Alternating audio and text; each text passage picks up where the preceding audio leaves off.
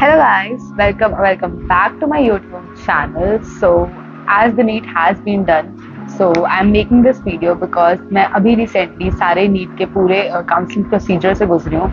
So I will guide you about all the rounds and कैसे कैसे कहाँ पे आपको क्या भरना है and क्या किस टाइप से आपकी प्रायोरिटी होनी चाहिए, ये सब कुछ मैं बताऊंगी. So stay tuned to the channel and do subscribe it. So before we move ahead, I would like to tell you about a very crucial thing that आपको कौन सा कॉलेज मिल सकता है and आपकी रैंक्स क्या हो सकती हैं.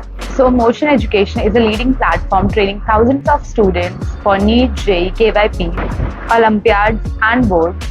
Each month, 1 million users use the Motion online app. Its YouTube channel gets 5 million views. It has the best selection ratio.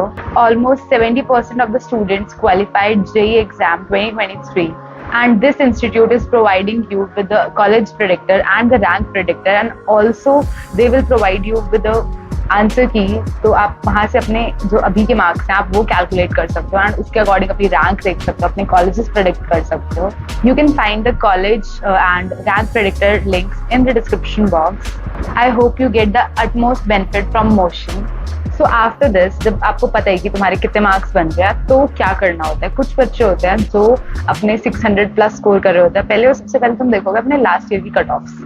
अगर तुम उससे 20 प्लस चल रहे हो, मतलब तुम्हारे मार्क्स उनसे ज्यादा बन रहे हैं, तो तुम्हें टेंशन लेने की जरूरत नहीं है. बट जो लोग बॉर्डर पे है ना, उनके लिए मैं बोलूंगी कि तुम ये गलतियां मत करना कि तुम पढ़ना भी छोड़ दो एंड फिर तुम्हें लास्ट में एंड में जाके काउंसलिंग में कॉलेज ना मिले बिकॉज कट ऑफ्स नीचे नहीं जाती. ऐसे बहुत लोग बोलेंगे कि कट ऑफ नीचे जाएगी, ये जाएगी, बट कट ऑफ नीचे नहीं जाती.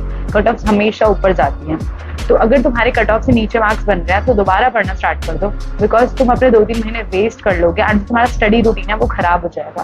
तो अगर तुम्हें फिर भी डॉक्टर बनना है तो तुम उस रूटीन को कंटिन्यू करना जब तक तुम्हारा रिजल्ट नहीं आ जाता, जब तक तुम्हारे हाथ में कोई रैंक नहीं आ जाता. सो अभी होंगे 3 category of students. First category जिनके होंगे मतलब जो मार्क्स नीडेड है उससे ज्यादा, तो उन्हें टेंशन लेने की जरूरत है. तुम अपना चिल करो, 3-4 महीने आराम से घूमो फिरो जब तक तुम्हें कॉलेज मिलेगा. बिकॉज अगर तुम्हारे ज्यादा आ रहे हैं तो तुम्हें जो कॉलेज चाहिए तुम्हें एंड तुमने अगर उसी कट ऑफ देखी तो तुम्हें मिल जाएगा.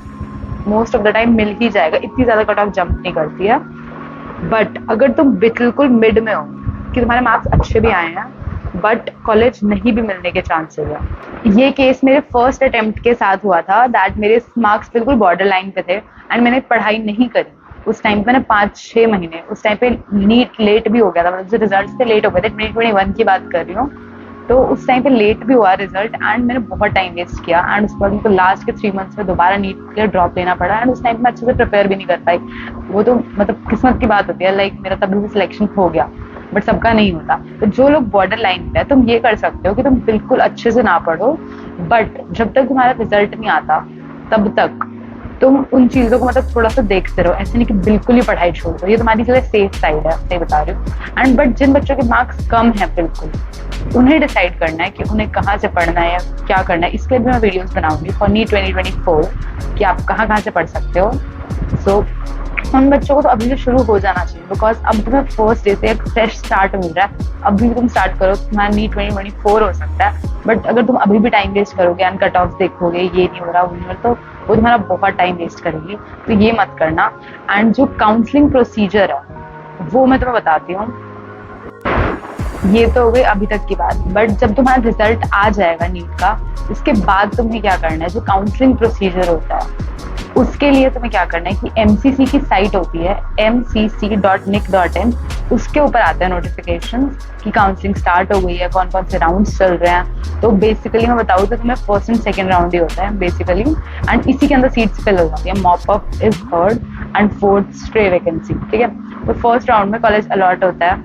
अगर तुम्हें मिल गया है तो ठीक है, नहीं मिलता है तो सेकंड में अलॉट होगा. बट अगर तुम्हें फर्स्ट में मिल गया एंड फिर सेकंड में तुम्हें अपग्रेडेशन पे डाल सकते हो उसको. बट सेकंड में जो कॉलेज मिल गया तुम वहां से थर्ड पे अपग्रेड नहीं कर पाओगे, तो सेकंड पे आपका बंद हो जाएगा. बट ये कुछ बेसिक काउंसलिंग राउंड्स है. मैं इसके बारे में पूरी डिटेल्ड वीडियो भी बनाऊंगी तुम्हारे लिए बाद में. अभी के लिए मुझे उन बच्चों को डिफरेंशिएट करना था, मतलब अभी तुम 3 सेट ऑफ स्टूडेंट्स है, इनको क्या क्या करना चाहिए इस टाइम पे.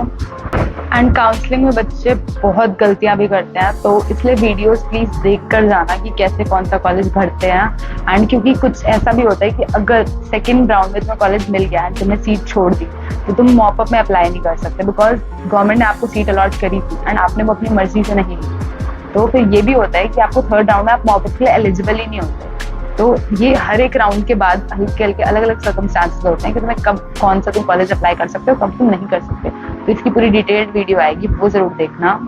अभी के लिए आई वुड से कि तुम्हारा एग्जाम हो चुका है फाइनली, जिसके तुम इतने ज्यादा टाइम से पढ़ रहे थे। तो जिन बच्चों के अच्छे मार्क्स आए, कॉन्ग्रेचुलेशंस टू देम, एंड जिनके नहीं आए हैं उन्होंने फिर भी नीट क्लियर करना है, तो अभी से प्रिपरेशन स्टार्ट कर दो, क्योंकि अभी वो टाइम है। अगर तुम अभी से भी डिसाइड करके दोबारा पढ़ना स्टार्ट कर दोगे तो तुम नीट 2024 कर पाओगे। एंड तुम अगर अभी भी टाइम पास करना चाहते हो एंड अभी भी नहीं करना चाहते तो तुम नहीं कर पाओगे नीट। तुम्हें सीरियसनेस चाहिए नीट के लिए एंड उसके लिए तुम्हें पढ़ना पड़ेगा अभी से। अपना माइंड बनाओ, अपना कहाँ से क्या पढ़ना है, कहाँ से कौन सी कोचिंग लेनी है, क्या करना है, डिसाइड करो एंड अपनी प्रिपरेशन स्टार्ट करो।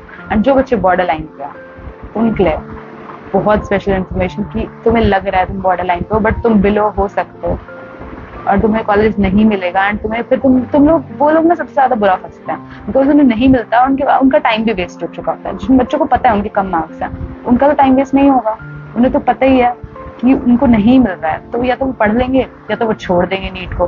बट जो बॉर्डर पे है उन्हें लगता है उन्हें मिल जाएगा एंड अपने वो टाइम वेस्ट करते जाते हैं। तो ये मिस्टेक बिल्कुल नहीं करनी है तुम लोगों को। सो मैं तुम्हें नीट का काउंसलिंग प्रोसीजर बताती हूँ। दैट सबसे पहले तुम्हारा nta.nic.in पे तुम्हारा रिजल्ट आएगा एंड उसके 1 महीने बाद तक approx mcc.nic.in is a site जिसके ऊपर तुम्हारे काउंसलिंग के नोटिफिकेशंस आते हैं, क्योंकि MCC जो ऑर्गेनाइजेशन है, medical counselling committee, that takes मतलब वो ही तुम्हारा ऑर्गेनाइज कराती है ऑल इंडिया का एंड दिल्ली कॉलेजेस, बिकॉज बाकी सबके अलग अलग स्टेट का है, हर एक स्टेट की अपनी अपनी काउंसलिंग होती है, state counselling. But MCC Delhi की और ऑल इंडिया की दोनों की काउंसलिंग लेती है। यूजुअली ये प्रोसीजर होता है कि ऑल इंडिया का एक राउंड आता है, स्टेट का एक राउंड आता है, फिर ऑल इंडिया का सेकंड आता है, स्टेट का सेकंड आता है। बट जो दिल्ली के स्टूडेंट्स हैं उनके लिए एक ही होता है डायरेक्ट, क्योंकि उनके लिए दिल्ली का जो काउंसलिंग है वो उसके साथ कंबाइंड है। तो दिल्ली में जैसे कि जो ऑल इंडिया वाले कॉलेजेस, जो सेंट्रल ड्यू के कॉलेजेस हैं एंड IP के 2 कॉलेजेस हैं, उनकी काउंसलिंग हो रहा है। बट जो IP के स्पेशलाइज जो कॉलेजेस हैं, जो IP के अंडर ही हैं, वो कॉलेजेस की काउंसलिंग दिल्ली के IPU के थ्रू होती है।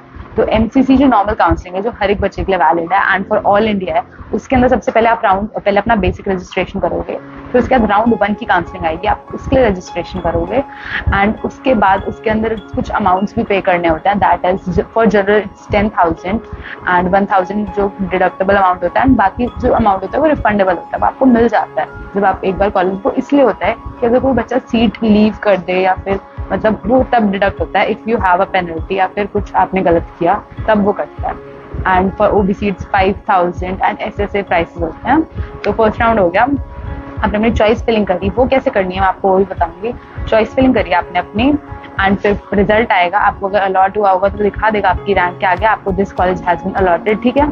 तो आपका हो गया, मिल गया। एंड जिनको मिल गया है वो सेकंड राउंड में फिर से काउंसलिंग आएगी, वो दोबारा अपनी प्रायोरिटी लिस्ट बनाएंगे एंड उस टाइम पे अगर उन्हें अपग्रेड हो जाता है तो अपग्रेड हो जाएगा, खत्म, उन लोगों की बात खत्म हो गई। नाउ सेकंड पॉइंट, जिन बच्चों को कॉलेज नहीं मिला फर्स्ट राउंड में वो वेट करेंगे एंड सेकंड राउंड की दोबारा काउंसलिंग करेंगे एंड फिर उन बच्चों को अगर कॉलेज मिल गया तो उनके पास एक ही ऑप्शन है कि या तो इस कॉलेज को ले ले या तो छोड़ दे। अगर उन्हें छोड़ दिया तो वो मॉपअप में अप्लाई नहीं कर सकते। मॉपअप में सिर्फ वही बच्चा अप्लाई कर पाता है जिसको आज तक कोई सीट अलॉट नहीं हुई है। तो सेकंड राउंड की सीट छोड़ना मतलब तुम्हें कॉलेज तुम मॉपअप में अप्लाई नहीं कर पाओगे, तुम्हारे लिए काउंसलिंग बंद हो चुकी है। तो इसलिए सेकंड राउंड के लिए बोलते हैं कि सेकंड राउंड में सीट नहीं छोड़नी होती। अब जिन बच्चों को फर्स्ट और सेकंड राउंड दोनों में नहीं हुई वो कर सकते हैं मॉपअप में अप्लाई, स्ट्रेट वैकेंसी में अप्लाई। तो ये एक बेसिक प्रोसीजर होता है जो होता है आपको अगर काउंसलिंग के लिए जाना है तो। So thank you for watching this video. I hope this video helps you all. मैं सारे प्रोसीजर्स को डिटेल्ड वीडियो में बताऊंगी। So thank you, bye bye.